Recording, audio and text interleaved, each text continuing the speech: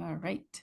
Hi, everyone. Welcome back to the Unleashing Potentials podcast. So, joining me today is Jeff Pearson. Welcome, Jeff. Thank you very much. So happy to have you. Where in the US are you? I live in Colorado Springs, Colorado.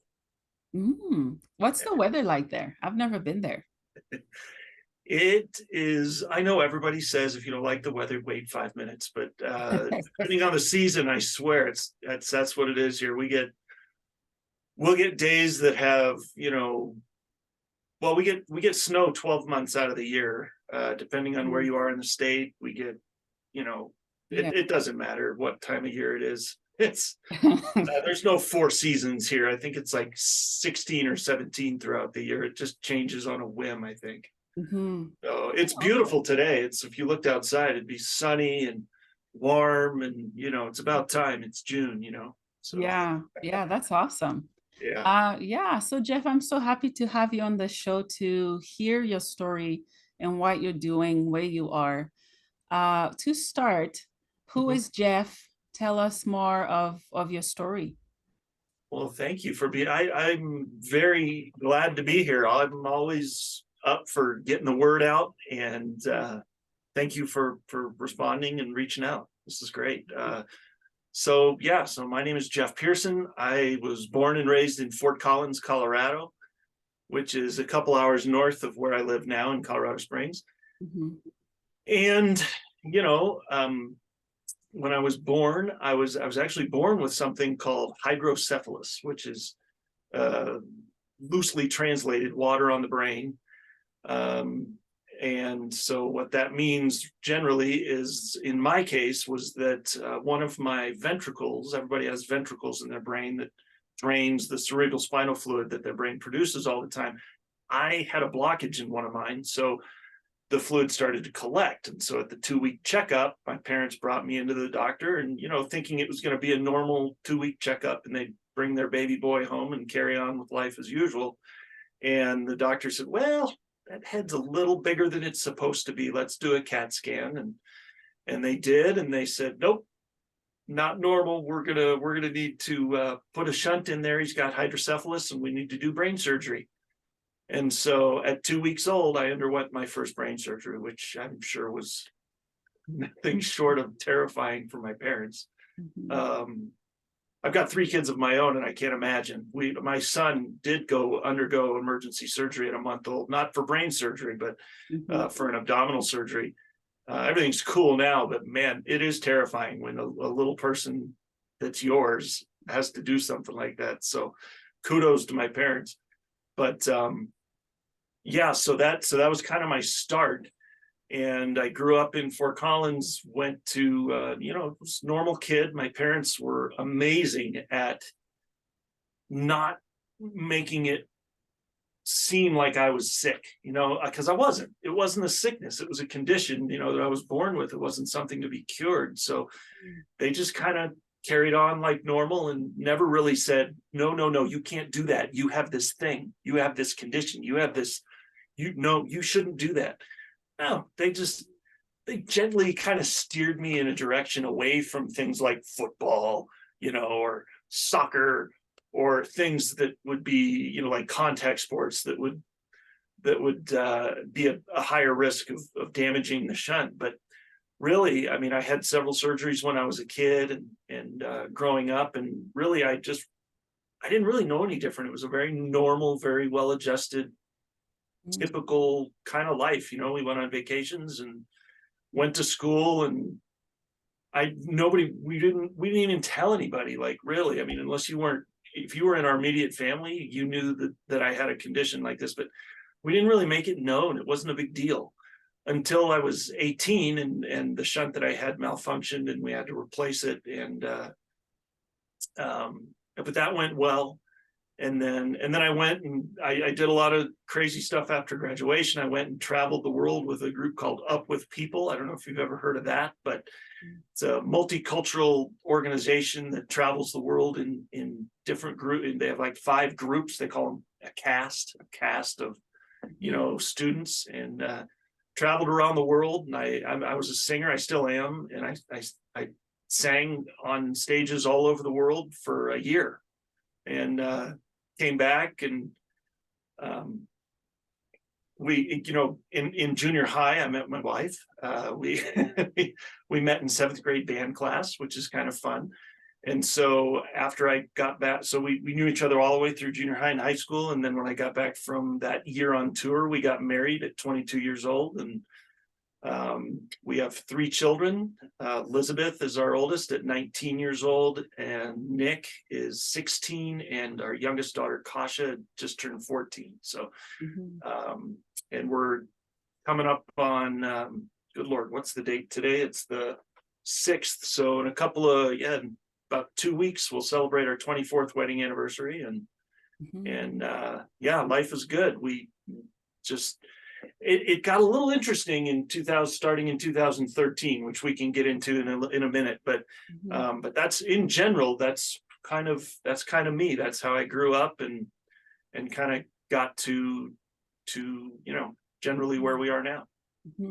Yeah, that's awesome. Thank you so much for sharing. Yeah.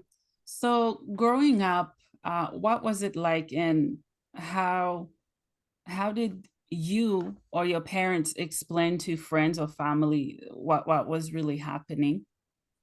I'm not really sure. I wasn't, like I said, it was not made a big deal. So Yeah, yeah, that I know of. And so I really don't. I'm sure my parents had, I mean, I'm sure my parents freaked out from time to time. I mean, who wouldn't? You've got this kid with this, and I was a crazy kid too. I loved to skateboard. I loved to snowboard. I still love to snowboard. I absolutely love it. And so there's all these kind of things that I did as a kid that I'm sure probably were not the safest thing in the world, but they didn't really make it a big deal. They just, they're like, well, he'll be fine, you know. And so growing up with it was pretty, it was pretty normal. It was really normal. It was a very normal childhood. And as far as other people were concerned, I mean, I'm sure they talked to people about it. I'm sure they did. They probably had their confidants, their friends that they told everything to, that they, oh my gosh, I'm really worried about this, or I don't know what we're going to do in this. I'm sure there was those kind of conversations, but I never heard any of them. As far as I was concerned, they were good to go. I was good to go. We never really made a big deal of it. So, Yeah, that's good to hear. yeah. Do you find now people are talking and raising more awareness about it versus when you had it? I mean, I still have it, but it's a lifelong condition. But I think back in the 70s, when I was born in 1977, I mean, there was literally one neurosurgeon at Children's Hospital Denver where I went for a lot of my early surgeries. And so, maybe just there just wasn't the exposure to it, or maybe it just wasn't as well known. And so as time went on and medical advancements were developed, I'm sure probably awareness became more prevalent, because people discovered that there were a lot more people that had this that maybe they didn't know about in the past. Like right now, currently, I think the statistic might be a couple of years old, but generally, currently, 1 out of every 770 babies born in the United States is born with hydrocephalus. So that's roughly, if you multiply that out over our 330 million population, it's about 430,000 babies born every single year. So the statistic is about roughly every 15 minutes, a baby or a person in the United States is having brain surgery for hydrocephalus every 15 minutes. Wow. So yeah, it's just as common as Down syndrome, which everybody's heard of, right? Everybody's heard of Down syndrome. Most people have heard of spina bifida. It's more common than spina bifida, but nobody's heard of it because it's so invisible. And it gets such small funding, to do research to improve some of the things. So it's kind of crazy. Yeah. Thank you for sharing. I believe you when you say it's invisible. Because we do talk about mental health issues a lot. I have my own issues with mental health and diagnosis, one word I always use and can still relate to is invisible. Yeah. Even though I can see it, I can feel it, I've seen it in other people and its impact, that's one word I will use and can still use. Whether Mhm. it could be a negative or positive where I could use it, but it is. Yeah. Yeah. Um, so you've worked as a private investigator. Tell me more about that.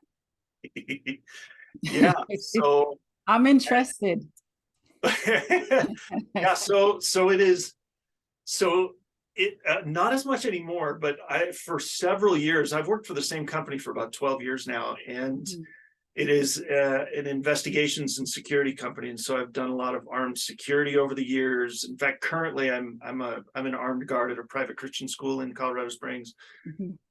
Have been for about 7 years, and I've been with the company about 12 years, and for about 10 of those years, I've been a private investigator and a process server, which is interesting work. The process server is the guy that you've been served, that guy. I've never once said that in my life, but on the TV, that's what they always say. Yeah. Um, Honestly, in real life, you just want to give it to them and get the heck out of there. So I don't want to talk to them any more than I have to. Yeah.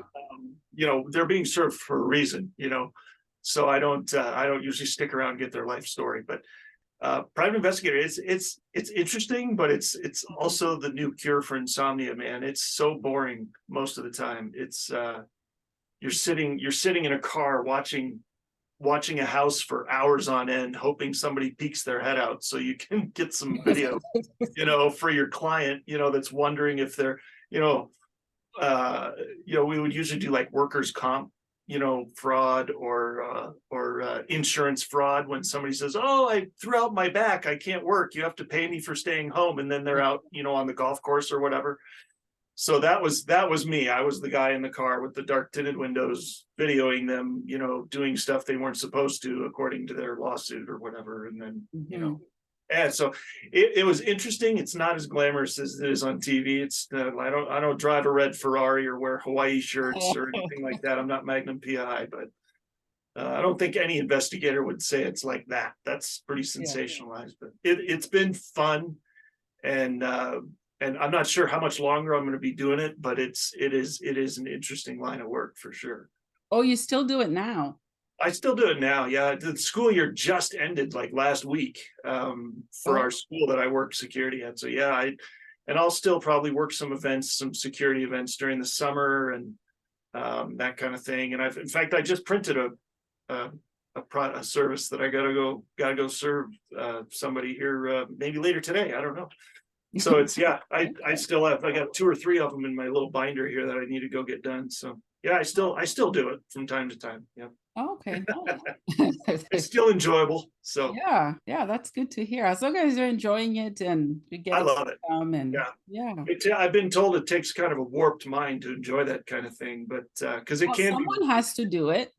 Well, exactly. That's what I'm saying. Somebody's got to do it. And if somebody enjoys doing it, then that's even better. I mean, I don't go anywhere without being armed and have my vest. I mean, I have a protective vest that I wear, and I like, because some people are crazy, you know. Oh, you have a vest. Tell me Well, yeah, more because I know it's different here. It's the same meaning in work, yeah. but here someone can just wear anything like. Well, I could wear whatever I want to, but I choose to protect myself. So I'll Ah, probably I'll wear plain clothes, but I'll wear yeah. a bulletproof vest underneath and have my handgun and a couple extra magazines, and I don't take chances, man. If I'm gonna encounter crazy, I'm gonna be ready for it. So yeah, sometimes, and I've only had a couple times in the last 10 years that's been scary, that I've Yeah. wondered if I would have a run in with somebody, but so it really doesn't happen very often. Most of the time they're just shocked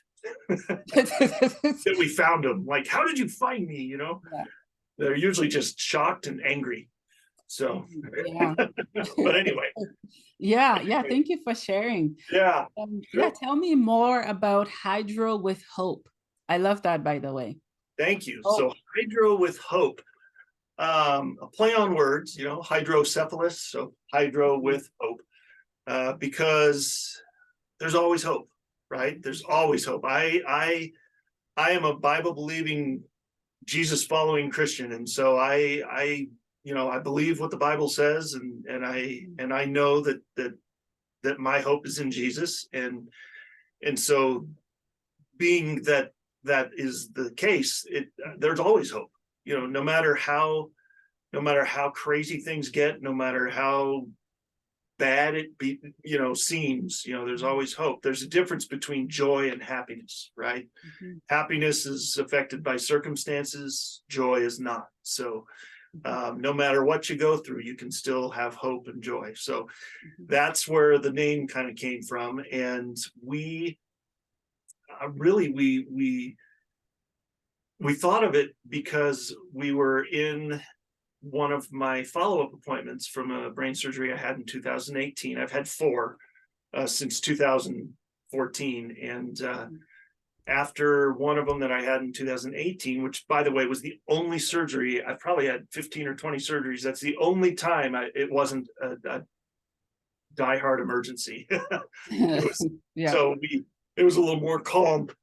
But one of the follow-ups, I was waiting, my wife and I were waiting in the doctor's office for him to come in so we could talk about, the next steps and everything. And I heard through the walls, kind of the thin walls in the doctor's office, a family in the next room, obviously distraught. I couldn't hear the words, but you could hear the sentiment, Mm. and you could hear that they were breaking down. They were not sure what they were going to do next. And Mhm. I didn't know for sure. Obviously, I couldn't hear the conversation with words, but I thought, hey, I wonder if they're finding out that their little child is going to have brain surgery for the first time, or have it again, and maybe it was really rough last time and they didn't want to go through it again, and so they don't know what to do. All I wanted to do was run next door to that room and give them a hug and tell them it was going to be okay, and answer their questions. And Mhm. obviously you can't do that in the doctor's office, but people frown on that. But that's what I wanted to do. And Catherine and I looked at each other and said, we got to do something. And that's kind of where the idea for Hydro with Hope was born. Mhm. And then over the next 3 or 4 years, we're kind of milling around, like it just wasn't the right time. And how are we going to do it? Was it going to be like a brick and mortar like building, in Colorado Springs, or was it going to be online, or what were we going to do? And we ended up landing on online because the more we looked around and the more research we did, we realized how much of a worldwide phenomenon this is. And I mean, there's 430,000 ish babies born with it in the US. Well, the US is only 330 million people. That's, I mean, 7 billion people in this world. There's got to be more people out there, infinitely more out internationally than here. So we said online's the way to go. So that's where we started, was, social media. We started on Facebook, and now we're on Facebook, YouTube, Instagram, TikTok. I mean, trying to get out on all of them. The Yeah. more exposure, the better. Yeah. Um, Yeah. and yeah, and so that's kind of how it started. Oh, it's my kitty there. I just realized he was in I there. saw him walking around earlier. I was thinking, as long as he doesn't walk across the keyboard or something, Well, there's two of them. They're sleeping. They're I've brothers. seen that happen. Uh, Yeah, just chilling. Yeah, yeah, just keeping me chill. company. Yeah, yeah. Thank you for sharing. You're right. Online, everything is online these days. I mean, we're online right now. This is how we're doing this, right? This Yeah, is yeah, this is the yeah. way of the world now. So Mhm, mhm. yeah. It sucks for people who don't know how to use tech. Well, that makes it a little more tough. Yeah. Yeah. Yeah, yeah. I'm a millennial and I'm still struggling. Well, I know. And I'm a Gen Xer, and we were born without it, and we grew up, and then in our late teens and early 20s, we started seeing it come around. So Yeah. we had to learn how to do it, Mhm, too. So yeah, I get it. I get mhm. it. It can be tricky. Yeah, yeah, yeah. Hydro with hope. Yeah. Was there ever a time that you didn't have hope? I mean, all of us probably at some point, but I want to hear your side. Well, I mean, yeah, there's definitely times. There's definitely been times over the years, not so much anymore, but there's definitely been times when I was younger Mhm. That it was, you feel so alone with a diagnosis like this, that you feel like you're the only one in the world that has it, and Yeah. nobody understands, and Mhm. nobody gets it. And Mm. you know sure, there's times where you lose hope, and even, I guess, no, I guess it has been recently too, where you're building this company, and you're doing this TV show, and you're Mhm. wanting to get the word out. All you want to do is just shout it from the mountaintops, that this is what you're doing, and we can help you, and we want to get the word out, and we want everybody to join us in our mission. And it doesn't happen at the way or at the pace that you think it should, Mhm. um but the saying, if you want to hear God laugh, tell him your plans, right? So it's not about your plans. You're not in charge. So it's, or I, that's my belief is, he's in charge. So I'm not too worried about it anymore. But yeah, for a while, it's human nature to lose hope once in a while, and not to Mhm. think that, oh man, maybe it won't work out, but that's just that little voice in your head. You got to, punch in the Yeah. face and get them out of there sometimes. Yeah. Yeah. So, Thank you. How did COVID impact your business and what you do? well, it didn't impact it at all, because we didn't launch it till about a year ago. So I mean, COVID here, especially in Colorado, I mean, we honestly, I probably had it a couple times over the last couple of years, never knew it because I never got tested. So, because it Oh. never really affected me that much. I know everybody's story is different with that, and everybody's Mm. views on that is different and whatever. And we don't need to get into that. We'll be here all day, but whether we agree or disagree on that whole thing. But really, it didn't, because we didn't launch our business until May of 2022. So Mm. by then, in Colorado, and really in most of the United States, it was kind of an afterthought at that point. We'd all kind of figured out, that it wasn't, unless you had, you know other factors that might contribute to the severity of it, it really wasn't that big a deal. So we kind of moved on, and Mhm. that's where we're at. So Mhm. it Yeah. didn't really do a thing, honestly. So, Well, that's good to hear. yeah, because Yeah. I know I'm not, that's not typical. I mean, depending on where you were in the world, I'm Oh, sure yeah. it Yeah. impact you differently. So yeah, but that was my experience. Yeah. So you're international, you're online. What Mhm. are some of the, popular countries that you're finding people need your work where they Well, good question. I haven't made it a point to reach out internationally, intentionally, to oh, go to certain countries. There is some really good activity in, like, Germany, and I think we found there's an organization in the States called the Hydrocephalus Association, oh, and there is also a similar organization in Germany. And mhm, our our organization here in the US has a conference about once every 2 years that brings together, doctors and mhm, neuro professionals, and people with hydrocephalus that are doing great things. And they have a convention, and have speakers and all that kind of stuff. Well, it's once every 2 years. Over in Germany, I was noticing they do it at least a couple times a year, that they'll do something like that. And so it's different countries are a little more active, depending on, maybe it's a higher population of them, of hydrocephalus over there, or I don't know. But mhm, um as far as targeting for the purpose of reaching out to people in with this condition, we haven't really targeted anybody. We did have, I will say, there is one story that I think is really fun. mhm, I was on, I don't know, I'm part of probably a dozen different groups on Facebook related to hydrocephalus, and mhm, I comment on things a lot, because a lot of the groups um, are public, and so you don't have to, you just kind of go on there and read what people are saying. mhm, And a family had read some of my stuff on some other uh, posts, and they reached out to me through Messenger and mhm, said, you sound like you're doing some great things with what you're doing with Hydro with Hope, and we just had a baby prematurely that was diagnosed with hydrocephalus, and we can't do surgery yet because he's too young and all this stuff. He was born like 3 months premature. Wow. I think he was born at like 27 weeks. And so I basically I was on Facebook Messenger with him, talking to him, and they were would get in touch with me and I would get in touch with them. And it was kind of a running dialogue when we had time to talk, and it was awesome. And so we kind of dialogued for 2 or 3 months, and he finally had his surgery and everything went well. And he's actually I actually just got a picture of him yesterday from the couple. They just sent me a picture of him, and he's just amazing. 10 months old now, and I mean, it's just awesome. So and they're in United Arab Emirates, all the way around the world. I mean, they're in the 10-hour time difference, from Colorado.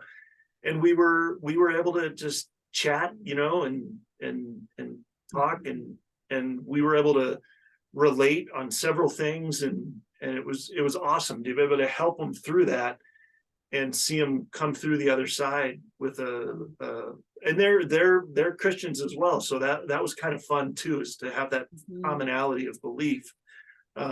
So we'd be able to, we were praying for them, and it was awesome. And I still keep in touch with them now, and it's so fun to watch that little dude grow up. It's been a blast. So Yeah, that's awesome. See? yeah, And I mean, social media can be used for a lot of good stuff. right, Yeah. exactly. I'm so thankful for that. There's a lot of stuff you can say about the negativity of social media, but that kind of thing is really fun. It's fun and positive. I like that. Yeah. Yeah. So you're a TV host. Do you have Yeah. some pointers from uh, Tell me more about your show. That's so exciting. so our show is called Invisible Condition, and it is on, in fact, anybody in the world could watch it because it's on an online platform. It's on E360 TV. So you can, even if you have I think it's probably iPhone and Android, you can download the app. There's an app for E360 TV. Or you could go to the website, e360tv.com, and our channel is called Achieve TV. And there are several shows on there. I'm one of them, and it's called Invisible Condition. And the tagline is, "It's not all in your head," because with an invisible condition, sometimes you can feel like it's all in your head because people are telling you that you look normal, especially if you, this is my favorite, is when you have I don't have one myself, but people with certain conditions that have a handicap license plate on their car, right? Or the little lanyard, whatever, and they park in a handicap spot, and then they get out of the car and go into the store or wherever they're going. And people think, well, they look normal. There's nothing wrong with them. Why are they parking in a handicap spot? But it's invisible. They might be in a lot of pain right then, or they might have had a really good hour window from their pain, and that's when they're going to the store. People don't know their life, and so it's heartbreaking to me when people throw them under the bus like that, so to speak, and think they know this whole situation when they don't. And so invisible conditions can be just about anything from epilepsy, or oh my gosh, hydrocephalus obviously was one that we've covered a couple different times. POTS is one. I don't know, I don't have the list in front of me, but I mean, just anything that you can think of that that somebody might be suffering from, fibromyalgia is a big one. That's another one where people they don't understand that somebody is, they say, how do you write, how on a scale of 1 to 10, how much hurting are, and they might be walking around at a 7, and you don't even know it because they're so used to it because they've lived with it their whole life. And so that's what we're trying to do. We are providing a conduit for people and organizations with invisible conditions to have a platform to get the word out about their organization or about their life story. tell your story. Your story is important. Everybody's story is important. Mhm, And mhm. nobody's story is the same. There's not two people on the planet that have a story the same. So, Yeah, um, yeah. so I there I is, believe you. yeah. So we actually have a landing page we created online that has a place where you can go, which I think I sent you the link to. So Oh, yeah, I have all of those. if you, I don't know how you're gonna do it, like after the show, if you'll post all those or whatever, but Mhm, anybody listening that wants to be a guest, or any company that would align with those values, that wants to help us, you know, keep doing what we're doing, mhm, we would be excited to talk to you about, commercial opportunities and mhm. sponsorship opportunities on our show, because you know, E360 gets a ton of traffic. I think last I heard they get about 1 million views a month on that network, and we are the fastest growing channel on that network, last I heard. So Yeah. don't quote me, Mhm, but that was the last I heard. We're one of the fastest growing channels out there. So mhm, so we'd have exposure for your message if you'd like to mhm, partner with us. So mhm. um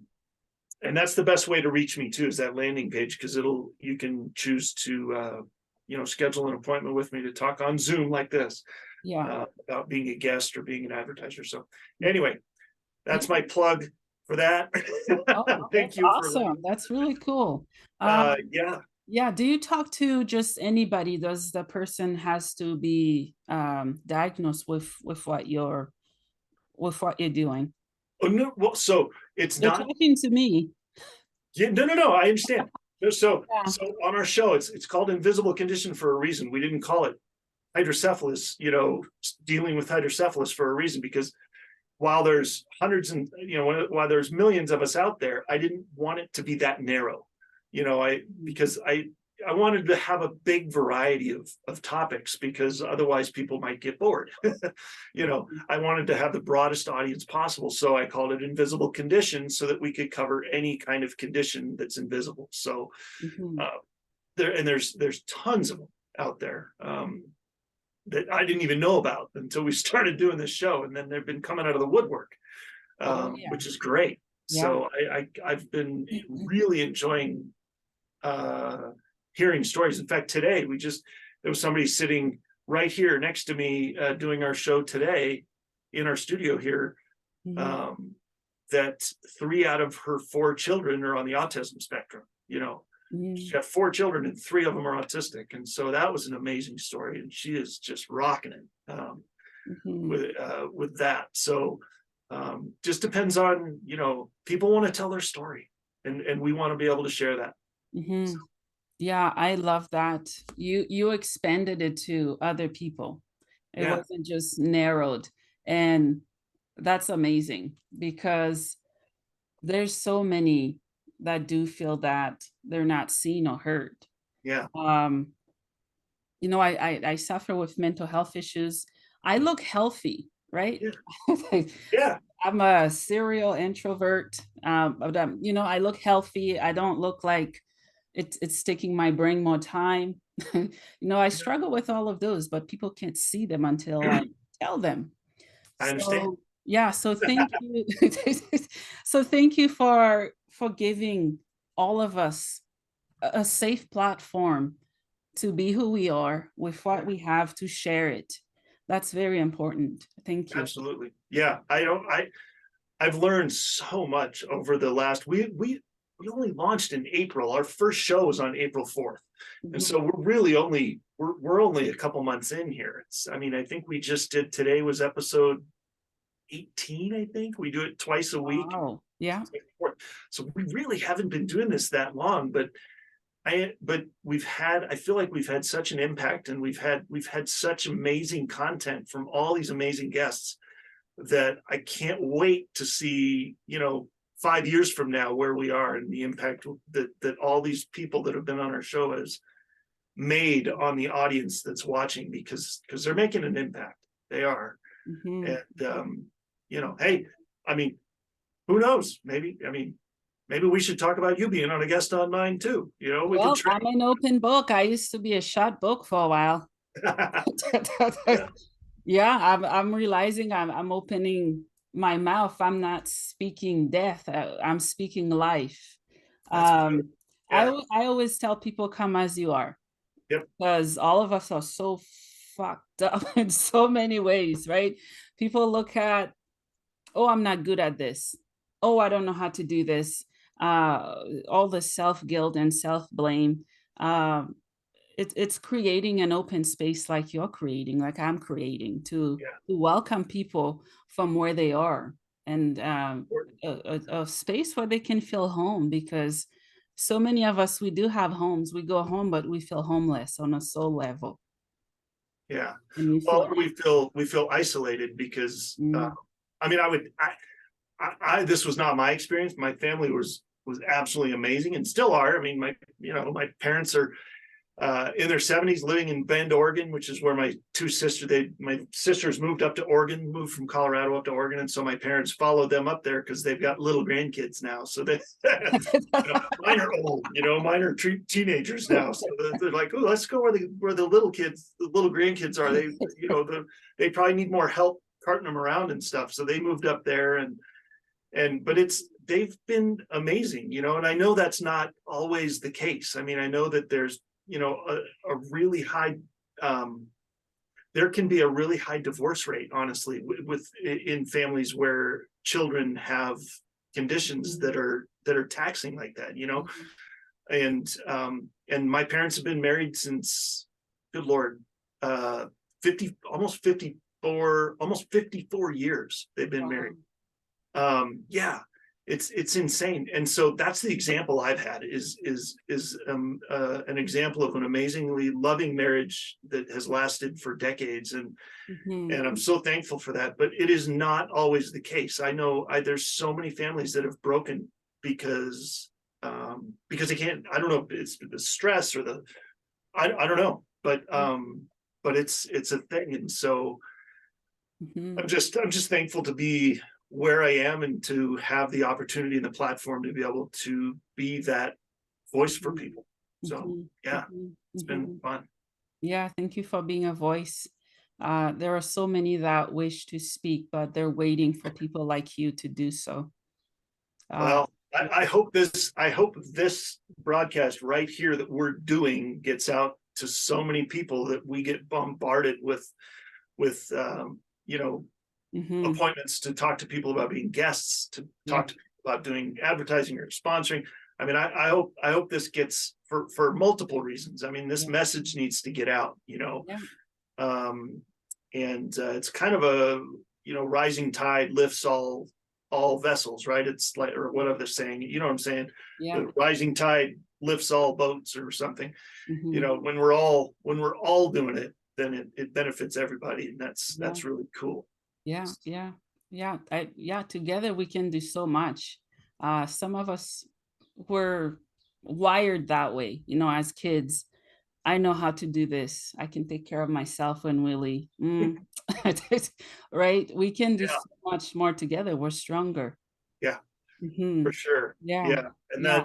and when it's a strong family unit like that, it makes such a difference in the life of the child with the condition. Mhm. If mom and dad are, together on it, it Mhm. makes such a difference. So, and Yeah. I'm living proof of that. My parents had set such an incredible example and lived. I mean, obviously, I mean they're only in their 70s. They're still around. Don't worry, Mhm. but they're still living such an amazing life of purpose and an example. I still look up to them Mhm. Mhm. immensely, in how they've continued with such a great marriage. So Yeah. Yeah. and built such a fun, awesome family. In fact, my my did you say you're adopted? I am. I was. In our conversation before we Yeah. came. Yeah. So my youngest sister is actually adopted as well, Oh, from an orphanage in Cebu, Philippines. So okay. yeah, so even, I mean, you throw that into the mix. She was 6 years old when she arrived at our house, Mhm. adopted from the Philippines all the way around the world. Didn't speak a lick of English when she came, Mhm. and so it's been amazing. She's awesome, and I think she's, good Lord, she's almost, I don't know, almost 40, I think, but Mhm. she's got her own kids and family, and it's just been so cool. And so the family dynamic is huge, though. You got to have a good family dynamic for anybody in that family to thrive. So it's been Mhm. fun to watch all those examples. So Yeah, I love that. I think your work is it's keeping families together because I mean the pandemic really tested all of us. yeah. It Mm. did, right? Imagine adding the stress of, medical stressors as well. And yeah, I mean, I'm blessed to still have my mind half functioning, but I know there are so many who still struggle up to this day. Yeah. It's been hard. So I thank you for what you're doing. Yeah, sure. It's an honor to do it. I mean, I didn't realize when we started how big this was, Oh, it's huge. and how much. I mean, I feel like our impact right now is tiny compared to what it could be in the future. But I mean, obviously, it can only grow. Um, Mhm. but I know we've had. I know I'm sure we've impacted some up to this point, and I obviously you'll never hear all those stories, because Mm. some of them are all the way around the world, and you'll never know it, but they were impacted. And so I'm just excited to hear what's next. Yeah. Which takes me to my next question. I was going to ask you, where do you see yourself in the next 5 to 10 years? Oh Sounds like you're already there. well, I don't know. uh that's a good question. In the next 5 years, in the next, boy, that's a good question. I know that we do have plans in for Hydro with Hope for Invisible Condition. Honestly, I just want it to the viewership to grow to millions. Honestly, I would love it if we just Mhm. had millions and millions of people watching it every week. I mean, the more impact, the better. Mhm. And so um, and so the more people we can find that share our vision and want to partner with us, the more likely that's going to be. And I'm so excited that the future's wide open for that. Mhm. As far as Hydro with Hope, that um, I've spoken in front of a couple groups. I'd love to do that more. I'd love to speak in front of any group anywhere in the world. I'm there. To speak in front of any group about about how hydrocephalus has impacted but not destroyed my life. I mean, it's Mhm. just because you have something that impacts your life doesn't mean it's the end. Mhm. There's always hope. And so I want to spread that message to anywhere that will listen. Honestly. Mhm.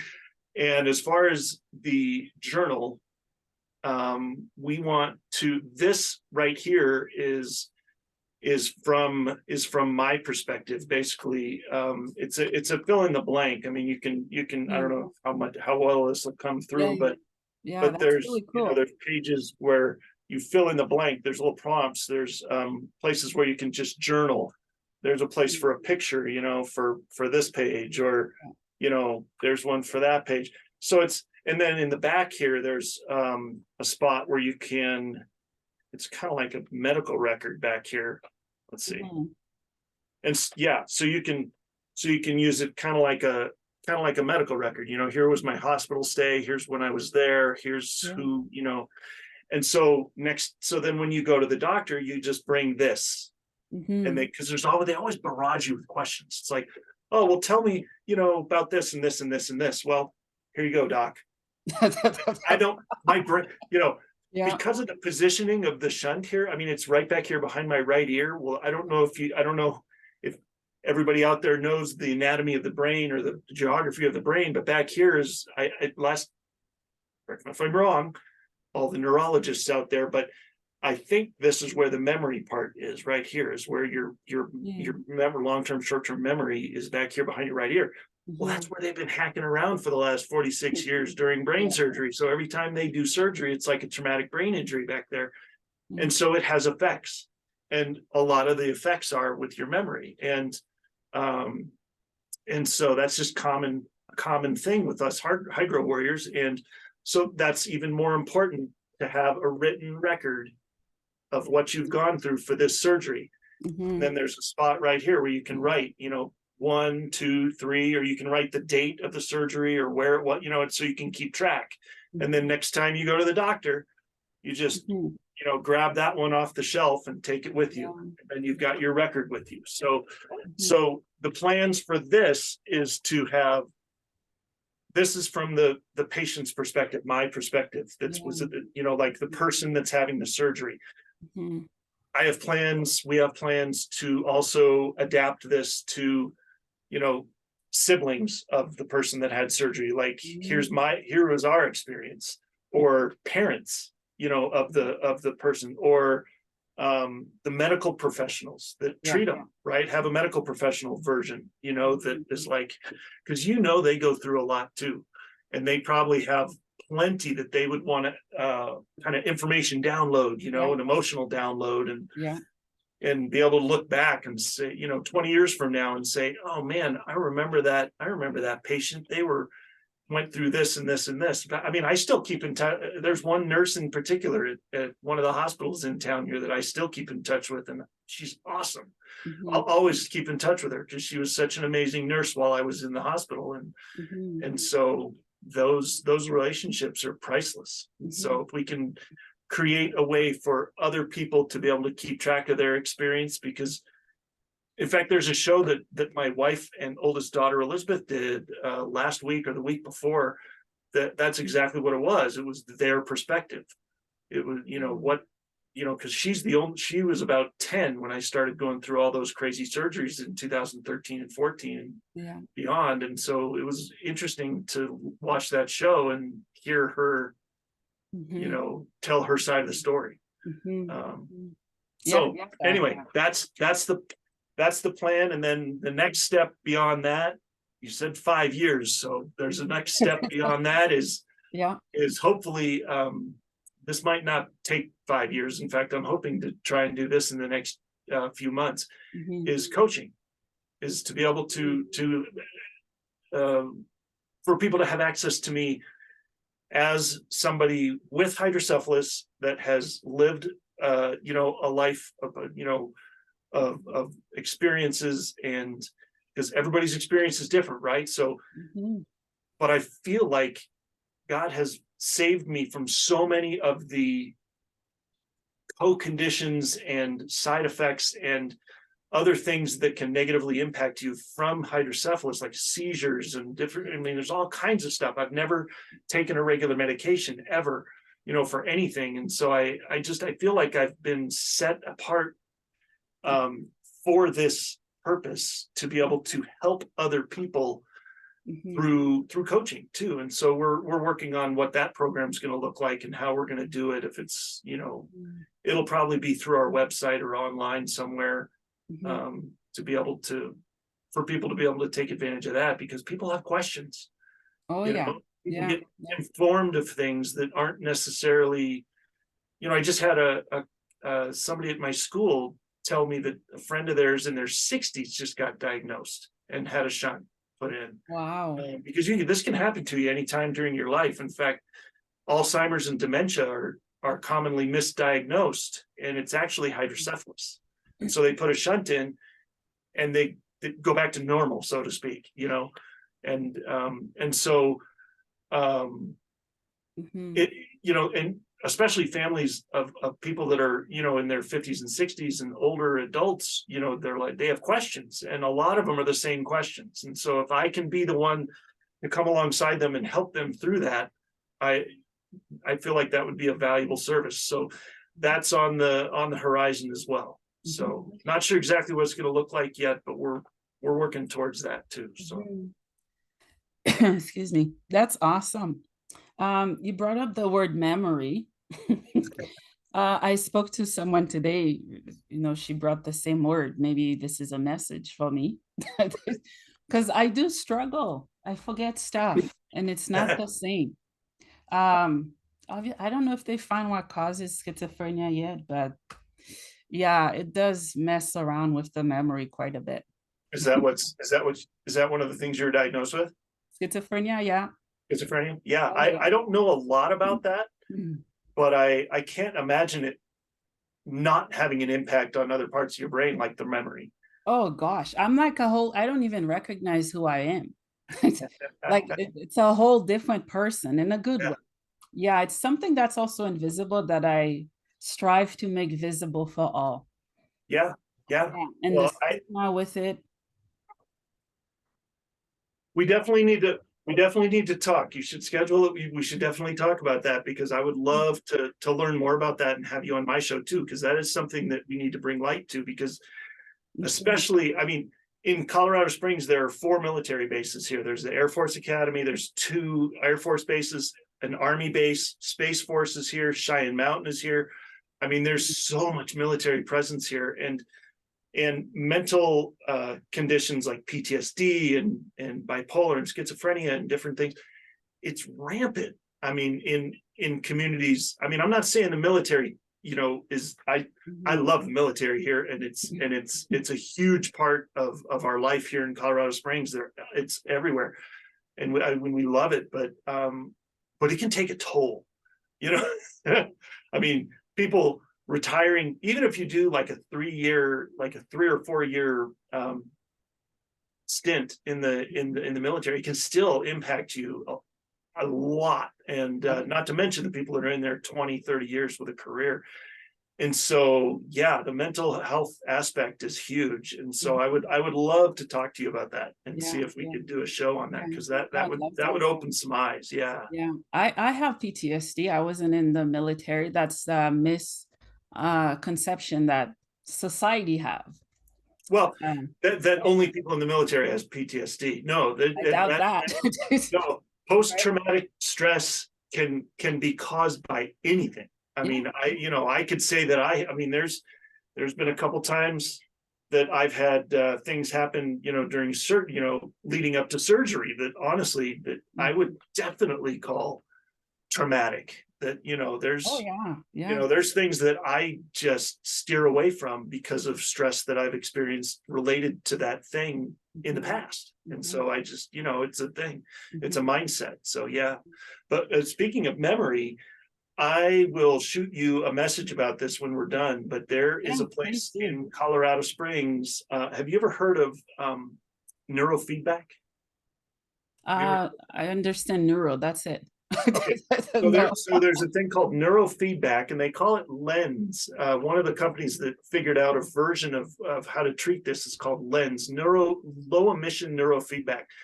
Mhm. And I'll send you the website later, but it's amazing. That is what got rid of I had 2 back-to-back brain surgeries in 2014 because I had an infection in my cerebral spinal fluid, and Mhm. so they did 2 brain surgeries on me, and within 24 hours had me in the hospital for 3 weeks and on all these antibiotics and everything. And Mhm. and after those surgeries, a few weeks later, I started having migraines, and it became so bad that I was having them constantly, like all the time. Oh my And gosh. that lasted for about a year. I had almost constant migraines for just about a year, and I was starting to fill a file for disability because I didn't think I'd ever work again, and I would go to work and do things, but I was literally holding on to things to stay upright, to Um, work. and yeah, uh and so I found a chiropractic neurologist, which is awesome. that's a fancy That's quite a word, right? word. So he's amazing. He's in Colorado Springs here, but there's probably something similar, near where you are. So I'll send you the information for him, and I'll send you the information for the neurofeedback, Yeah. because the neurofeedback is what got rid of him. After about a year, I finally found this place, and it got rid of. It was kind of fun because it got rid of my migraines within a month of treatment. Mhm. 1 month of treatment and they were gone. And a side benefit, I have always, talk about memory, always since I was a kid, I've always had a pocket full of scraps of paper because I'd have to write stuff down because otherwise I'd forget it, right? I'm like, oh, I got to do that. And I jot it down, shove the piece of paper in my pocket. Well, now it's a notes app on the iPhone, right?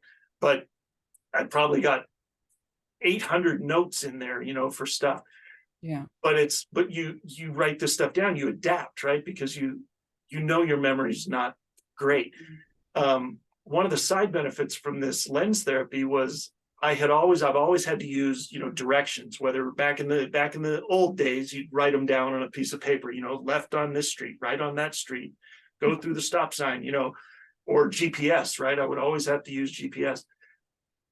After about a month of going to get that lens therapy, I just one day I found myself getting in a car and driving there and getting out and walking in the building. And I literally stopped and like dead stopped in my tracks. I said, wait a second. Mm. I didn't need directions that time. I Mhm. just got here. Mhm. I just remembered. I didn't have to have directions because Mhm. before, even if I've known you for 30 years and I've been to your house 10 million times, I'd still need directions to get there.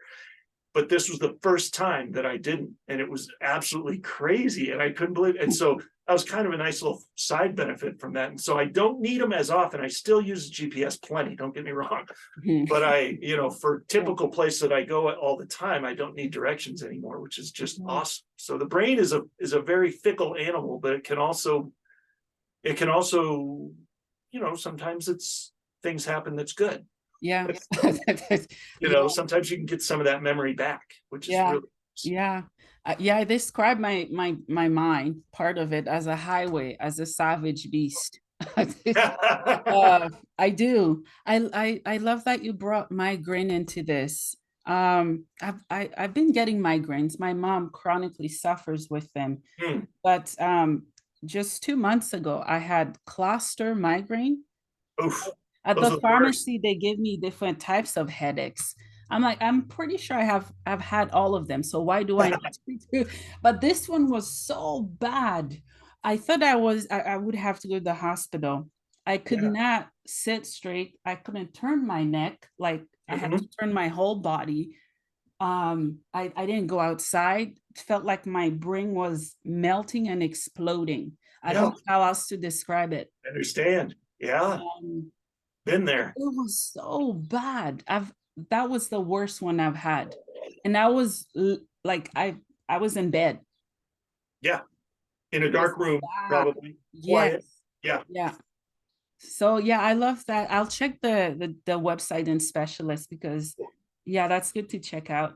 And there's one other thing that I'll tell you for immediate for before if you're able to find something that'll work, and I'll send you the info. But Yeah. hopefully you'll be able to find somebody that can help you with that. But in the meantime, there is a more immediate solution that actually works really good. It's actually out behind my couch right now. I got it on Amazon. It's about a 5 foot long pad. Mhm. It plugs into the wall and it's electric and it vibrates. And it can heat. It can be heated and Oh, it's okay. got little spots where it can vibrate. There's like 5 or 6 different zones where it can vibrate. Mhm. And it is amazing. That is my go-to. If I ever do get a headache or I get a migraine or anything like that, which I don't hardly get migraines anymore, but I do get headaches a lot. Oh yeah, me Just too. the nature of having a foreign thing in your head, it sometimes gets disagreeable. Mhm. And so headaches are definitely a part of daily life. And so if it gets bad enough or it's combined with maybe I didn't get enough sleep last night or I didn't drink enough water or I need to eat or whatever, Mhm. if none of that works, I'll lay down on this pad, cover myself with a blanket, lay on this pad, turn on the vibrating feature, and just lay there until I fall asleep. And when I wake up, 99% of the time, the headache's gone. Oh And so wow. that I don't know what it is. I think it has something to do with the body distracting the brain from the pain Yeah. Yeah. thing, like, Yeah. oh, it hurts, it hurts, it hurts. Oh, but what about this thing over here? You Yeah. know, Yeah. so Yeah. it kind of distracts your brain from the pain and then when you fall asleep, sleep is always a good thing for recovery too, for for your mind. Mhm. So Yeah, I'm glad you brought that up because I have chronic pain and mental health issues. They don't go well together. no, no, they don't. Um, no, such a bad recipe. Mhm. Um, I stopped asking God why because I got tired of asking. No, no, I'm like, exactly.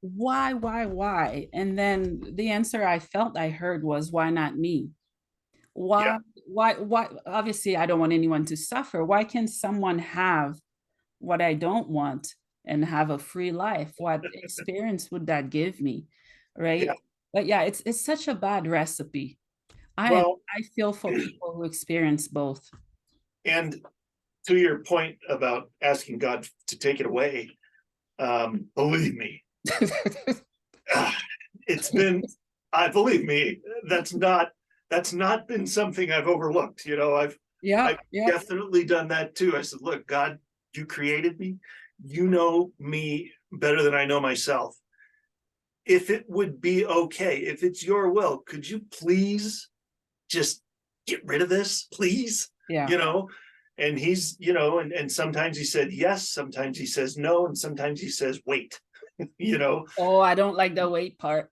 And so I Yeah, don't know. I don't know if he's telling me wait or just no, but obviously he hasn't gotten rid of this. And so, but honestly, you know what? Looking back over the last several years, mhm, with those several brain surgeries and all the different emergencies we've gone through and all this crazy stuff that really most people would say, oh, what a nightmare.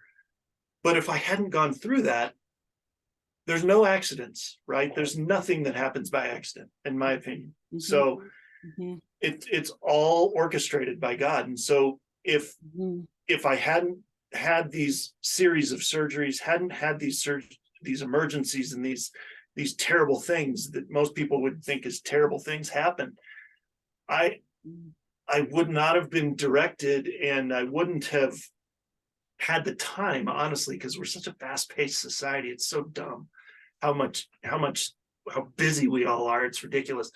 And those things that have happened over the years have forced me to slow down and listen more and Yeah, not and be more deliberate and more, not slower. I don't want to say slower. That's sometimes negative connotation, but really limit myself more and do things that are more beneficial and do it in a way that's more methodical and yeah, lets my brain kind of absorb it and then do it. And mhm, it's freed me up to be able to know that I don't have to do it all the yeah, time, yeah. and if I need to take a nap, I take a nap, and if Mhm. I need to drink some water, I drink some water. And I don't, it's not, I don't let the circumstances of the day control me to the point that I drive myself into a tailspin. And Mhm. sometimes you have to give yourself permission to do that. And Yeah. there's nothing like emergency brain surgery to knock you on your butt and Mm. say, now are you listening? Oh you know, yeah, yeah, yeah, so in that respect, it's been amazing because I feel like I've been able to get a hold of a lot of the hours of the day that have gotten away from me and be mhm, more deliberate with my actions. mhm, mhm. And there's still, I mean, nobody's perfect, come on, I still do stupid stuff, don't we all? But there can't be a day that goes by that there's not a little bit of stupid. But for the Yeah, most part, it's been a really good thing to yeah, mhm, yeah. slow me down and make you think a little bit. Oh So yeah, for me, I got slowed down by force, not by choice. well, sure, but in retrospect now, it's been a good thing, right? I mean, it's in my life, from my perspective, it's been fantastic. you Mhm, know um yeah, the working 18 hours a day and hair on fire 3,000 miles an hour all the time, that's so overrated. I can't do that. I mean, not to mention that I'm 46 now, and you still, I mean, it's obvious you can't do the same things you did when you were a teenager, when you were in your 20s. That's a given. mhm. But Yeah, even more than that, you add things like what you're dealing with, what I'm dealing with. You add those conditions in there, and it makes it even more true. Oh yeah, yeah, So it does. yeah, Yeah, because I was always go, go, go, go, go. And I wasn't going as fast as I was going to to feel good. That's what I saw around me. That's felt what like you had to. people around me were Yeah. doing. Yes. And my body crashed. And I had no choice.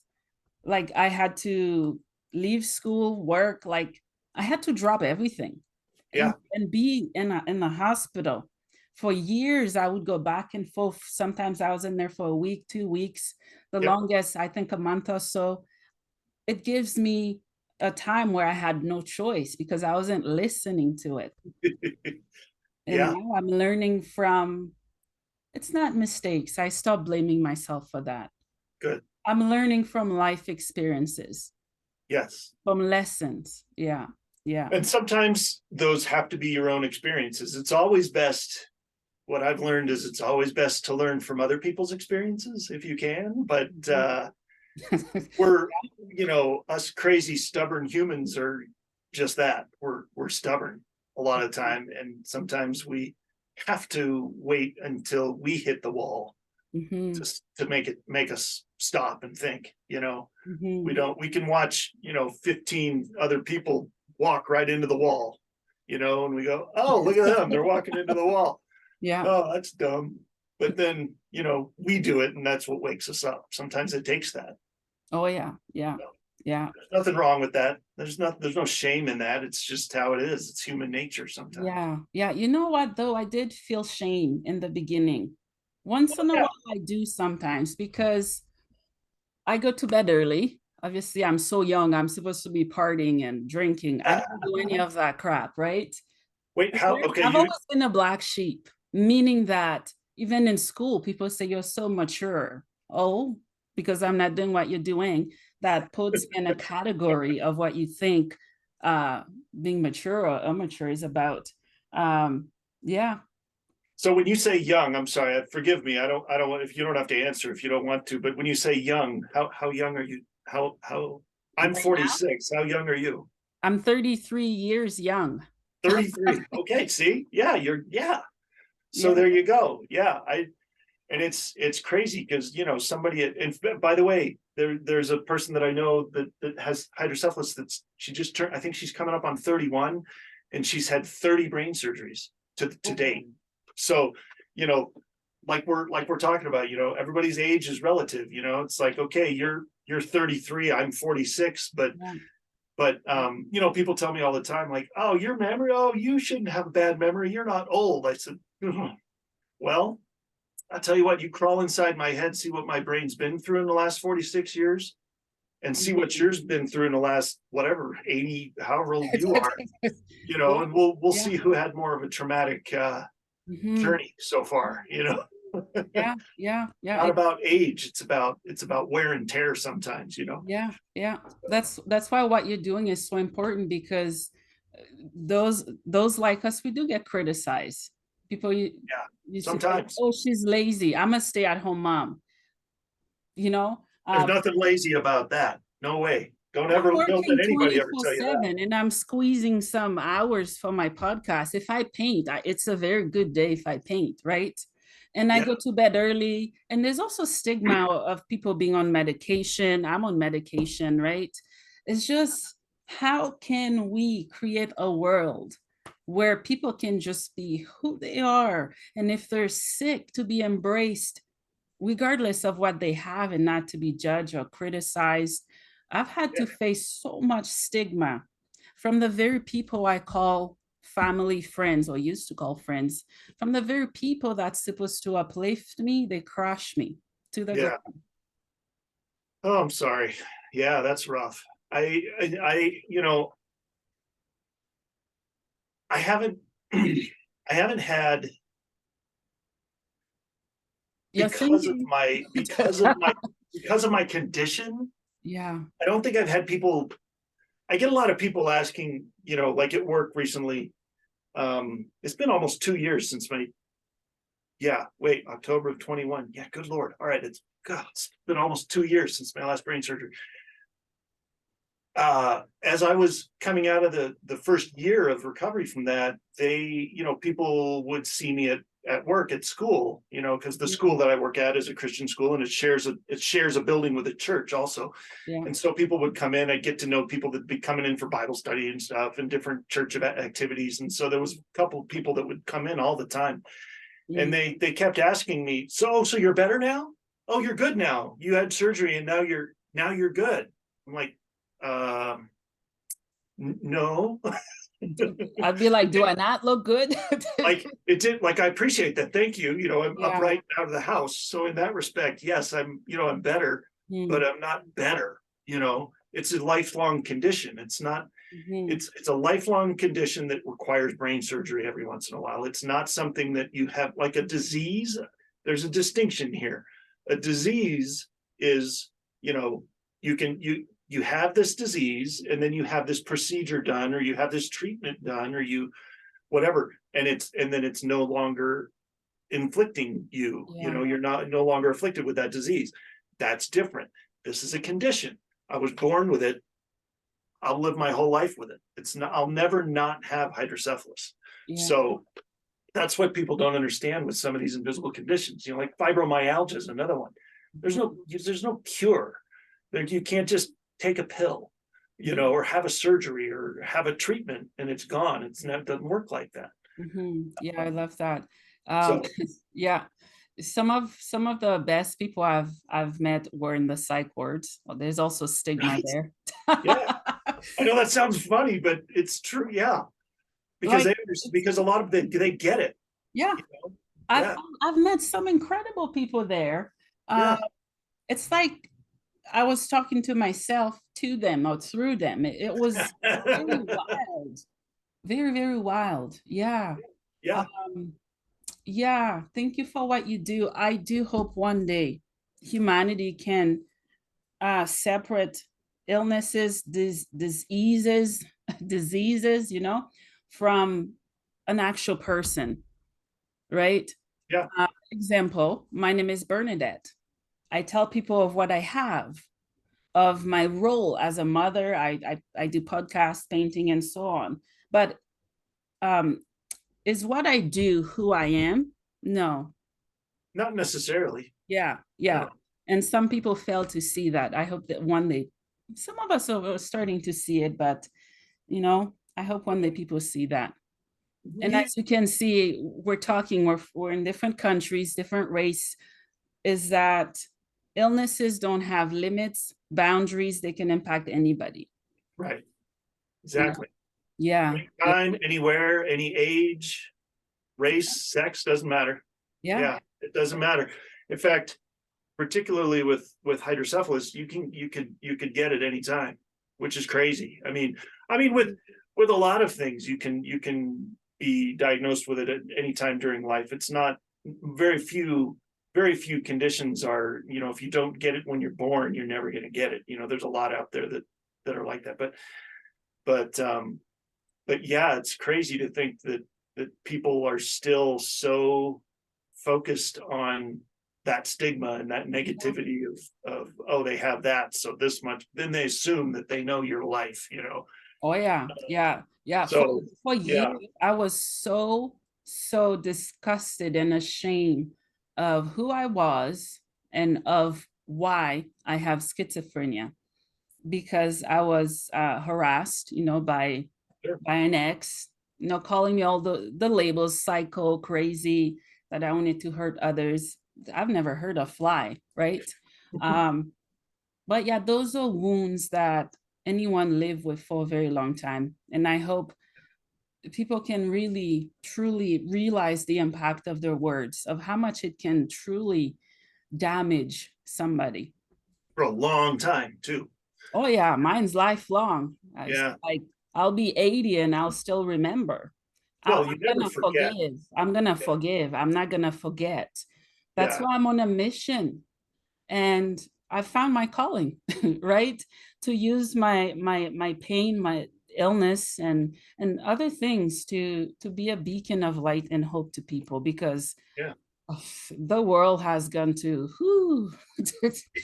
Y'all could use hope. Yeah. I don't want to Yeah. keep you for too long. If you have to go, we can wrap up. Either way, I mean, yeah, Hmm. I'm good. Let me look real quick. I think I like I don't want to overstay my welcome either. But I'm gonna look real fast and just see Mhm. because I know. Yeah, I'm looking on my phone too. Yeah. Yeah, no, I'm good. I mean, whatever whatever you need to do, I'm good. Mhm. If there's anything else you want to talk about or ask me or Yeah, yeah. anything like that, A few things I wanted you to talk about. Want you, sorry, English. that's all right. Yeah, I'd like for you to talk about what would you say to any family members that are dealing with this? Let's say they just find out and they're in such despair and hopelessness. What would you say to them? So the first thing is you're not alone. Mm, You're never alone. There's always, even if you don't have anybody around you in your life that have the same thing or diagnosed with the same thing or can even relate to the same thing, mhm, you're not alone. There are people around you that want to help you and that will be by your side and if you don't, then I'll be that person. We'll Hydro with Hope. We can provide you with mhm, this kind of dialogue with resources, with different things. You're not alone, and you always have a community. There's always, I mean, everybody's on social media now. All you got to do is, I mean, there's there's a group for literally everything. yeah, yeah. I mean, there was a what was it? Oh my gosh, there's conventions for everything, right? There was years and years ago, I heard somebody tell. They said I was in a hotel one time. This I didn't see it. It was kind of third hand information, but this friend of mine was saying I was staying in a hotel and I saw this guy come up to me and everybody was it was this group of people wearing the same T-shirt, and they made these T-shirts for the group for the convention, and it said any day on the north side of the sod is a good day, right? Oh, yeah, Like anytime you're still alive and you're not dead and buried, it's a good day. yeah. Well, and I thought, well, that's a clever way of saying it. Any day you're on the north side of the sod, it's a good day. I said, well, what was that about? They said it was a trying to remember what the name of what the term he said, like the people that work the cemeteries, the groundskeepers and the morticians and all Yeah. that kind of, that's the convention. It was like the groundskeepers of a cemetery kind of convention. Like Yeah. everybody's got a group, you know. So as crazy as that is, like I never would have thought that would be a convention. Really, you got that big of a group of that profession that you make T-shirts? Okay, sure, why not? Yeah. So and the more you look, the more the bigger your community is. It might be local, there might only be a few 100,000 of us here in the US, but worldwide there's millions of us. Hmm. All you got to do is look. Yeah. Yeah. So Yeah. Yeah. When every day I wake up, I said it's a good day to be alive. that's right, It's that's right, a good day exactly. to be alive, right? Because I've been at my lowest points, all of us have had some very low, dark points, right? Of course. Uh, when we're up, when we're high, we appreciate the highs and the lows eventually, right? Yeah, Yeah. well, the lows are good because there's only one way to go. Even though when some you're of us know we don't really go. when you're at the bottom, when people talk about hitting rock bottom, like a lot, I hear that a lot. You hear that a lot with like substance abuse. You hit rock bottom, Yeah. in your addiction or whatever it is. But really, that can apply to anybody. I mean, you could get, like feeling alone, like I was saying earlier. When you feel that alone, sometimes you can feel like you've hit rock bottom. But when you're at rock bottom, there's really only one direction to go. That's Mhm. up. Yeah. Yeah. So that's encouraging in itself. You Mm-hmm. you can't go any further down. Yeah. So Yeah. you Yeah. have to go I up. agree. Yeah. So Jeff, how can my listeners find you and how can they support your work? So we are on, let me see if I can get this right. If I can remember all of them. Facebook, Twitter, not Twitter, say Twitter, TikTok. Facebook, Instagram, TikTok, YouTube. I have a profile on LinkedIn, but it's not, LinkedIn's more general. I have Hydro with Hope and Invisible Condition listed on there, but we have pages for Invisible Condition on YouTube and Facebook, because when we broadcast a show, when we do a live show, it broadcasts on E360 TV website, Facebook, on our page on Facebook, and on our channel on YouTube. And then Hydro with Hope is on Facebook, Instagram, YouTube, and TikTok. So you can reach out. There's a private group on Facebook for those who have hydrocephalus. I just decided to do a private group for just people with hydrocephalus, or people that know people, or that have a connection to it somehow. And then there's a public page for Hydro with Hope as well. And I post video content on that at least 2 or 3 times a week. And we have a newsletter that we send out a couple times a week. So if you go to hydrowithhope.com, you can join that mailing list. Hydro with Hope is really where you want to go to see all the stuff. It'll give you the biggest overview. There's a about section. It'll tell you kind of, if you were watching this, you got my story, but it'll give you a little different version of it there. And then you can see the journal, and you can link to the TV show and all that kind of stuff. So yeah, hydrowithhope.com is probably your best contact point, or or Jeff at hydrowithhope.com is the email you could reach out with. So finally, before I let you go, is there anything that I haven't covered, we haven't talked about, that you would like to share? Let me look real fast. I'm gonna in the introduction of our book here, I'm gonna let's see, forward, where is it? There it is. So introduction, about Jeff, there we go. So there's a section in here. There's just, we got to include a little bit about the author, so so the last thing, and there's a spot in here that we talk about it in the book, but it says, having lived with hydrocephalus for over 45 years, I can say 3 things with 100% certainty. Number 1, God is faithful all the time. Number 2, God is in control, and that's a good thing. And number 3, life does not have to be perfect to be amazing. So those are probably the 3 most important things to realize anytime life hits the fan, especially being diagnosed with something, or finding out there's a complication or anything. Those 3 things have carried my family and I through a ton. So wow. Yeah, thank you so much for sharing your story. Thank you for being a voice. Thank you for shedding hope and giving hope, because we all need hope. We all could use some hope every day, not just when things go bad, but every day. Thank you for being a reminder that God is there and He is faithful, even when we can't hear Him, but He's there. I've learned that the hard way. Right. I know sometimes it's a cliche, but you've seen that poster, the footprints in the sand thing, right? Yeah. Right. When there's one set, you think God deserted you, but no, that's when He's carrying you. That's not, He's never gone. So He's always there. Yeah. So that's the beautiful thing. Yeah. Well, Jeff Pearson, thank you so much for your time. Thank you for all you do.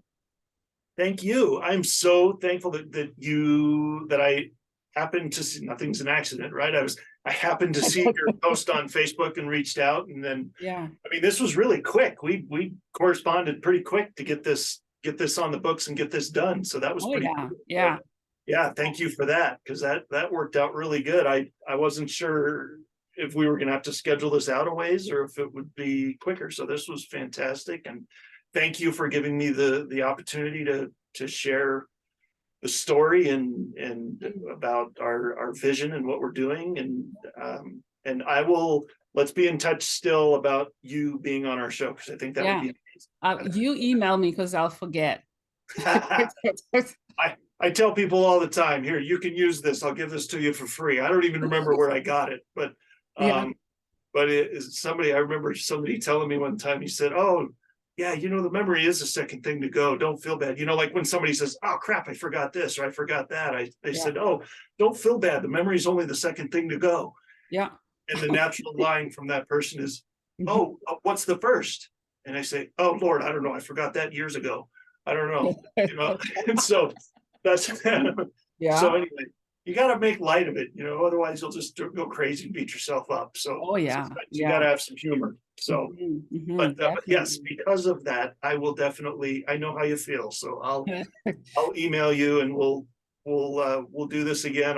We'll get you on the show, and then you can share that out on your Mhm. channels and we'll go from there. So that'd be awesome. Awesome. Awesome. Thank you so much again. Thank you. It's a pleasure, and it's so nice to meet you, and I look forward to talking to you again.